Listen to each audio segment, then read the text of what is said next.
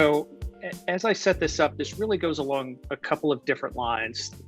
The first is the timeliness of this is post-COVID, right? We're emerging into a post-COVID world.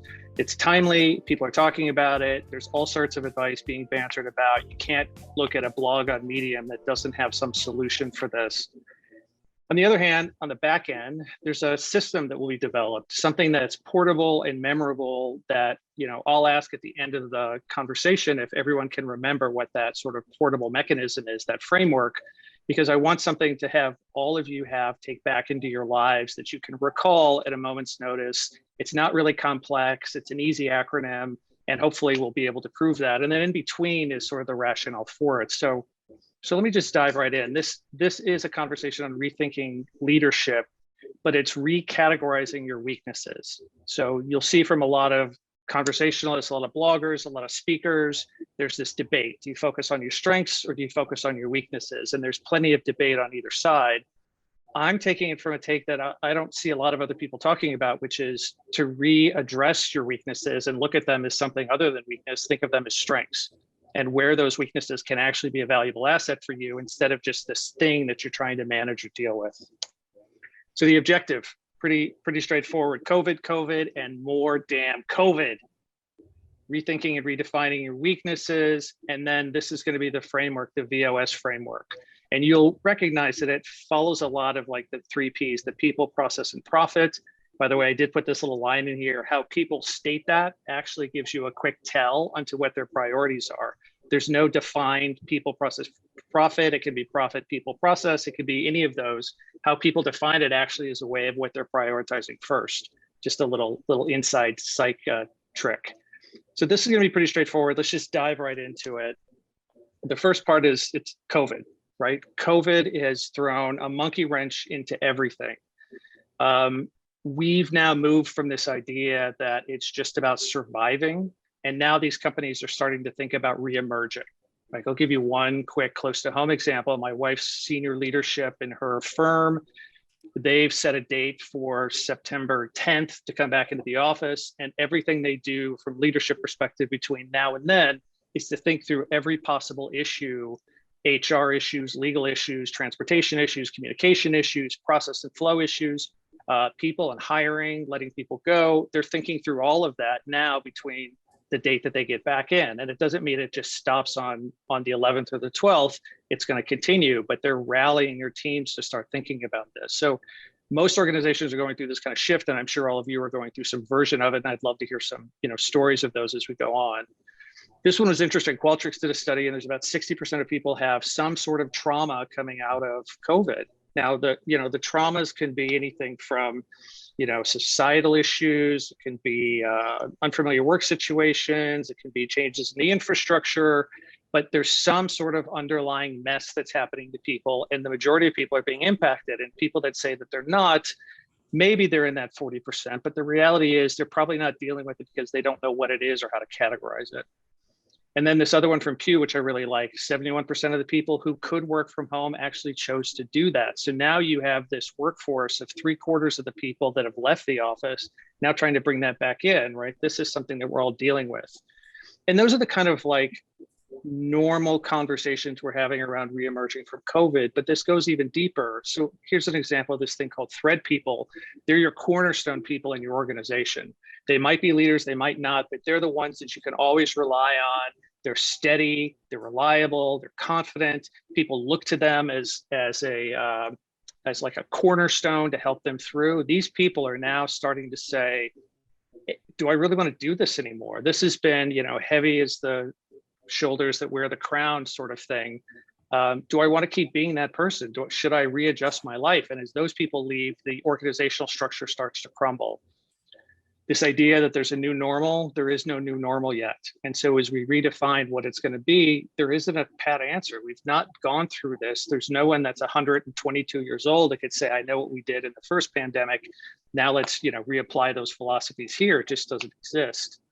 And then there's a whole new host of like these third rail issues, right? So people have, PTSD, and they have alcohol abuse. They have depression and anxiety. They have behavioral changes. We're starting to see issues about team productivity. We're looking at travel and PTO and new dynamics for the organizations. All these things are there just beyond what's the work from home policy. So COVID has really uplifted things. I'm not telling you anything you don't know, but also just setting the stage for what we're going to talk about next. So quick little fun quiz.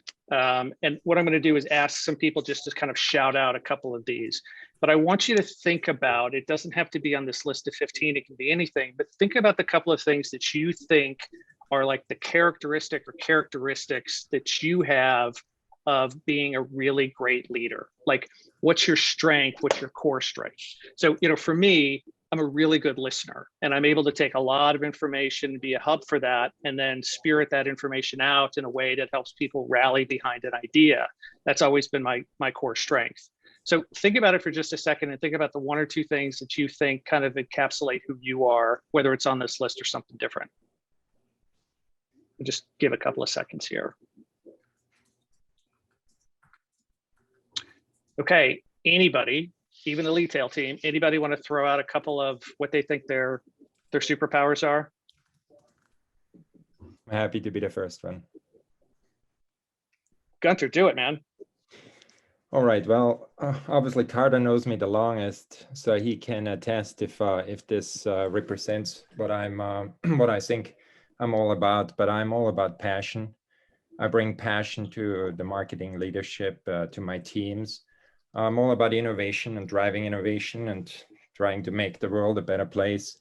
Empathy, because it's all about the customer and what the customer sees as a benefit, and respect. I have great relationships around the world with senior leaders. I've learned from the Japanese really that respect is something what you have to hold high, because ultimately that's where you earn the trust.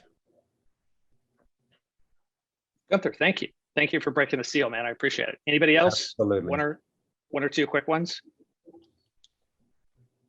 Sure, I'm happy to join. This is Gina. Hi, Gina. Hi, Todd. And that, let's see, I would say, actually not too far off, I guess. So I was looking at influence, innovation, and then I was kind of torn between gratitude and respect, but I'll go, I guess, gratitude. Awesome. Love it. Thank you, Gina. You're welcome. How about one more? Oh, I'll jump in. Hey. This is Todd, who spells his name right. Oh, well, that's it. I'm out. You got the common spelling. I'll give you that. So, I'd say my number one superpower is probably agile learning, although I don't know what the definition of that is. I'm always needing to learn something. Just the other day I learned, I've navigated Salesforce many times. I learned how to navigate Pardot earlier this week so that I can start setting up some reporting for some ad campaigns. So I'm always learning things. And I feel empathy all the time. I mean, I'm very, I feel other people's pain. I feel other people's excitement when they're successful. So I'm have a lot of empathy. Innovation, different points of my career have been very innovative. That kind of comes and goes depending on the situation. So I'd say I'd pick those three as my top ones. Awesome. Okay, well, I want to thank all three of you for jumping in and sharing that. That's a nice way to tee off the next part of the conversation. There's a couple things going on here. I think a lot of organizations now are starting to rethink who their leaders are. It's time for us to start rethinking it as well. And this will be a nice sort of jumping off place for us to do that. Now let's see, next slide, come on.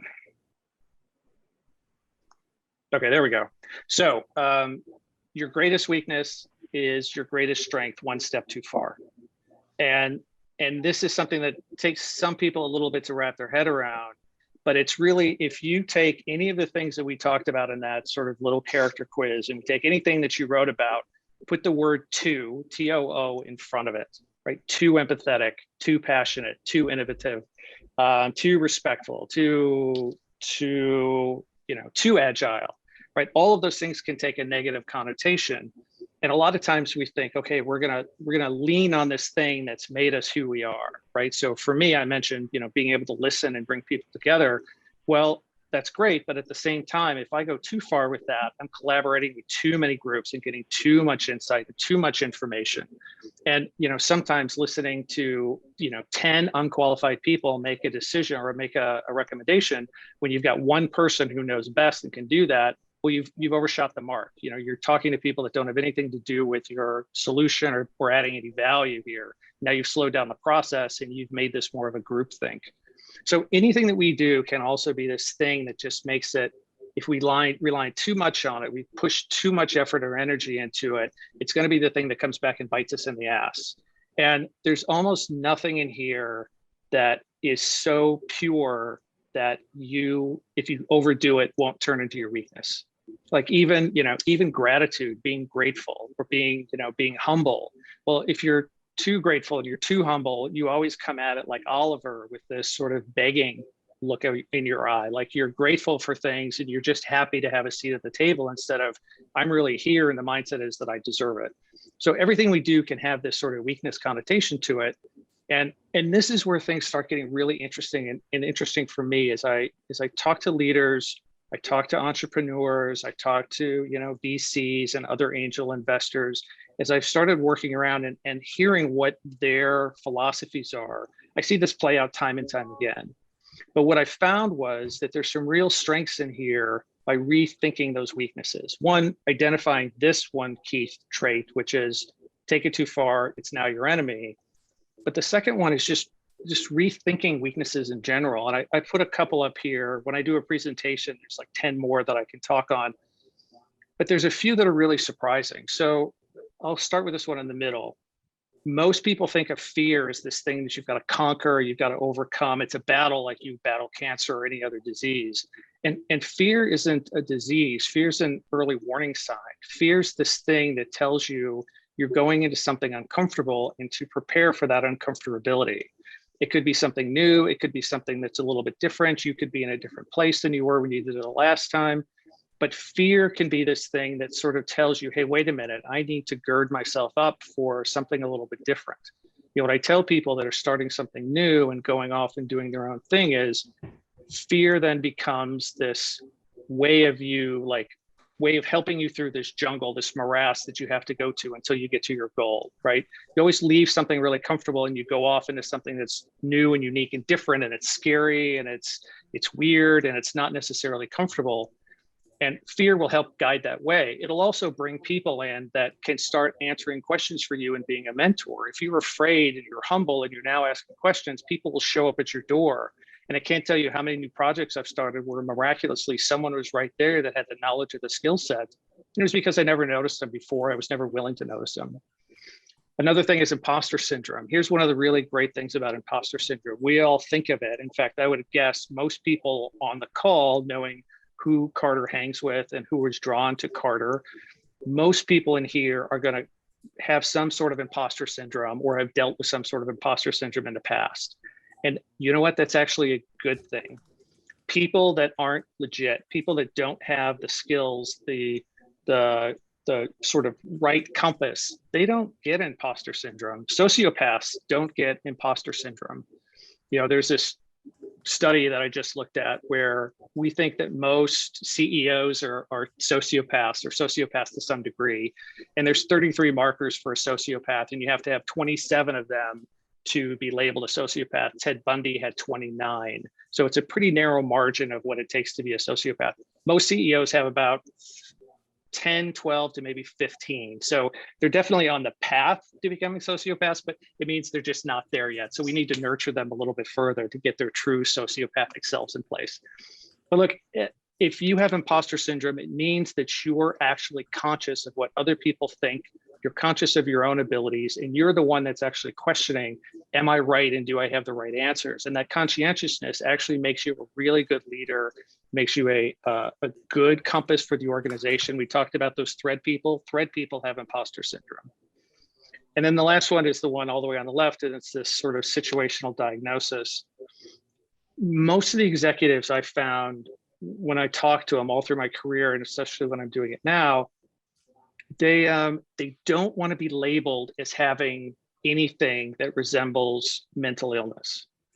And so they don't want to admit that they have depression or anxiety, or they have impulse control issues, or whatever it is that's kind of plaguing them and weighing them down, because to admit that is then to show weakness. And a lot of them were brought up, a lot of us are even brought up in that age of, weakness, and showing weakness is actually a deficit, right? Hello. I'll pause for a second. All right, I think we're good to go. So you look at this as weakness, as this deficit. And really what people don't understand is a lot of these things, and I'm not talking about, long suffering, truly mental health issues with individuals, but a lot of what we're seeing out of COVID is situational depression, situational anxiety, situational PTSD, situational, alcoholic behavior. They're not necessarily alcoholics, but they're drinking like one. And those situational things, if they're not identified and people aren't willing to actually look at those and say, here's something I'm struggling with, well, that can be a true weakness for people. If they look at it and say, here's a thing that I'm really trying to identify with right now, well, that weakness suddenly becomes a strength. It gives you the courage and the ability to look inward and start to see what's happening with you, especially during this time of COVID. And that reflection, what we're talking about here, is the kind of thing that's going to make those people a better leader, because they're able to really look in themselves, have a conversation with whomever they need to try and overcome something, and look at something that might be a little bit scary and realize, wait a minute, this is something that I just need to deal with right now. I can get over it and I can move forward and be stronger for it. So this leads to the last one. This is the portable part of VOS. A lot of what we've done and what we've talked about here is, okay, so now what do I do with all these things that are weaknesses? And now that I think about my strengths as weakness and all this stuff with COVID, what I'm starting to see emerge, and we talked about the people, process, and profits, is this idea of boss, right? It's what are our values, our organization, and our stakeholders. And starting to evaluate things across these three lines is a newer way of a capitalistic organization to start rethinking what their place is in the market. Values are now starting to, don't get me wrong, it's not like all of a sudden this is going to turn on a dime, but because of COVID and the reevaluation, organizations are starting to come back and think about what is it that are our core values. Now, our values might be profit at all costs. Our values might be, having a winner take all philosophy in the market. The values might be take care of your people. But starting to identify what those values are and be really clear about it. Again, not just something you put up on the, on the boardroom wall or that's in the conference centers, but something that the organization really believes in. Then looking at our organization, what are we doing for people? What are we doing for hiring, firing, bringing people on board? What does that dynamic look like? And then finally, stakeholders. I think one of the things that companies are starting to get their heads around, and it's harder for the larger established enterprise companies, but the newer ones are starting to think, okay, this is about stakeholder value, not just, quarterly profits and earnings and what are we giving back to shareholders. It's about how do we build a longer term organization? How do we think about having stakeholders of all walks? It can be board members, it can be employees, it can be customers, it can be investors, it can be anybody that's a stakeholder in our organization. How do we think of them? So now, as you're going in and reevaluating your weaknesses, there's an opportunity here for organizations to start thinking about this VOS method of rethinking how they're approaching the marketplace, how we as people, as leaders, are going to go in and say, what are my values? How do I feel about the organization? How do I feel about stakeholders? What's hard is, and we've all been through this, change management in any large organization. It's almost a folly for most people. Anyone that says, oh, we're going through this massive change and we're restructuring, those things almost never work. They take forever and it looks good on paper, but it doesn't really solve anything. I think we have an opportunity as leaders to start looking at this, at least in our own backyard, to start looking at our values and our organizations and our stakeholders, even if it's just on a personal level. Maybe we can get it by with our teams. Maybe we can work on it through our organization, and maybe we can bring this up into the company itself. But at least it starts with us as we start rethinking what are our place in these organizations. And this is the perfect time to do it. All right, so I went a little bit long than 15 minutes. I apologize. Like I said, the hard part's going to be getting me to shut up. But if you have any questions, this will be on the deck. Tons of easy ways to reach me. Carter's going to pass this out afterwards. Thank you for your time, and Carter, tee us up, man.